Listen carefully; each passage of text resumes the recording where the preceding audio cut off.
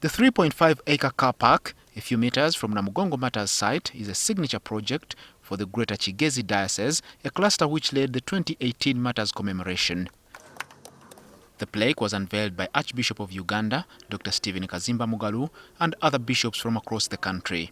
The idea was partly inspired by lack of space for parking on Matters Day. Former Prime Minister Amama Mbabazi, who was the organizing co-chair then, said they aimed to develop the park into a huge revenue facility for the church. Toilets on this side.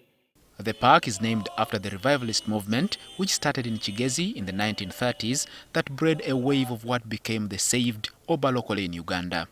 Because Matters Day is only one in a year, but we have 365 days in that year. And this place can be used commercially. What we've seen happen elsewhere is that faith-based tourism is a big business. Really, this can be a gold mine, especially its centrality. Archbishop Kaziimba Mugalu hailed Kigezi for the initiative and urged Anglican Christians to work for their own church projects and not compare their works with what other religions have accomplished. We should learn to love our things.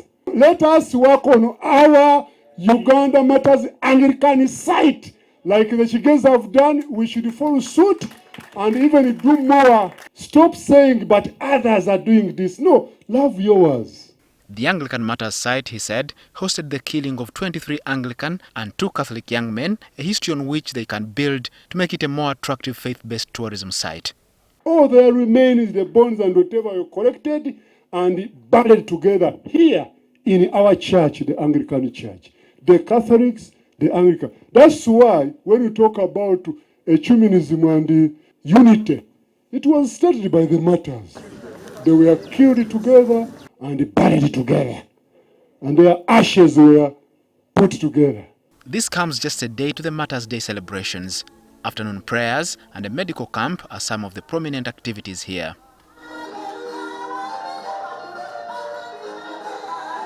Now, when people are here, we're advising them to go for routine checks. There are those who are discovering challenges with their lives from here. So, we're also having counseling sessions and public health education talks to the pilgrims to know more about their health. Yes.